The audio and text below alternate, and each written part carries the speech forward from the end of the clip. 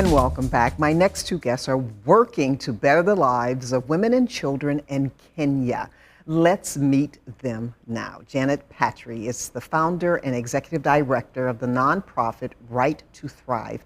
And Evan Weinberg is a board member with the Right to Thrive organization. And we want to thank you so much for coming. Thank you for having us. All right, Janice, tell us about your 3 weeks of volunteering in a children's home in Nairobi, Kenya.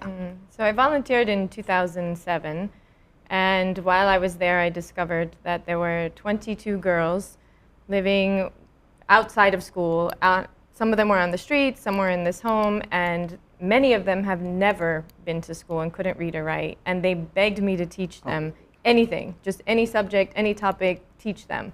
And so I started a little informal school in the backyard. I painted a piece of plywood with black paint and then wrote on it with chalk and was just trying to teach them basic things, and they loved it, and I could see how they just came alive. And honestly, I was one of those people that didn't really like school all of my life and took it for granted and realized, no, I have to do something. So before I left, I promised them that I would put them through school, whatever it took. And I'm just the type of person that honors my promise. So when I got back to the United States, I fundraised and put these girls through school, and now it's just grown into the community. The more I learned about the community and their needs, the more I expanded programs. And Evan, talk about the Right to Thrive mission. You know, it's such an amazing organization that Janice put together, and she's done a tremendous job in forming a board where we all have a similar mission, which is we believe that we can better society by lifting people up and giving them ways to make an income, teaching them education. And as we all know, education, as well as healthcare, is a foundation that really moves a society forward. And so the Right to Thrive mission really is centered around those ideals, which I think is part of the reason why we are so successful, why Janet is really leading us into a next phase, which I think she'll talk to you about. And you have a 4-core program. Let's talk about that. Yes, so we have an education scholarship program that provides full scholarship, school fees, uniform, anything a child needs to go to school, we provide, including healthcare, which is essential, because if they miss school, they get really behind. Then we have a youth empowerment program for 50 children, and it's just a space that we allow them to play, learn, and compete with one another, and it's a safe, secure area, and we teach them life skills. Then we have women's economic empowerment, and that is all business classes. So we do workshops teaching them how to market, how to sell things, and these are some of the products that they make. And then the last one is the Capstart program, where we invest in women to help them start a business. And then we continue to mentor them. We have business mentors on the ground with them.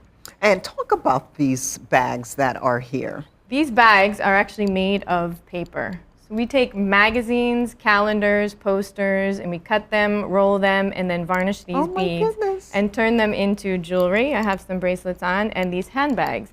And each handbag has its own story. So for example, this handbag was made by Mercy. And Mercy has a daughter, and she loves biking, and it tells you a little bit about her life and what's important to her. So these ladies that make these bags are called the Kustawi ladies, and Kustawi means to thrive in Swahili.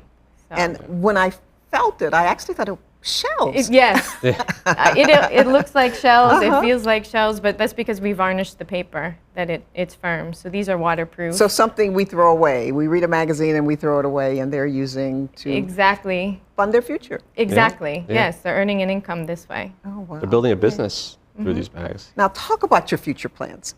The future plan is to build a community center. So everything we're doing now is just basically going to their homes and working with them in their home, trying to keep the families together in poverty and then working their way out of poverty. And we do that by providing the scholarship and then working with the mom. But I want families to work together also, because I really believe in community. And I grew up in a community center. That was a big part of my life. So we want to expand and have a facility where families come for family workshops, where kids and parents together are trying to build a better future.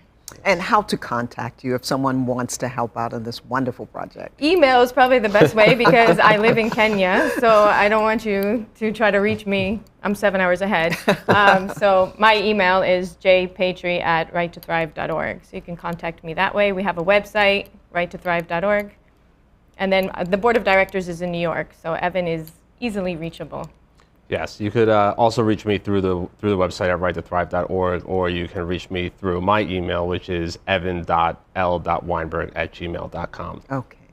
We want to thank you so much for just shedding light on this wonderful program. And my goodness, just taking to heart these people and helping them and the next generation. Thank you so much. Thank you. Thank you. We appreciate being on your show, so thank you. Definitely. And stay with us here in Our Lives. Up next, we will introduce you to the wonderful world of Pilates. Back after this.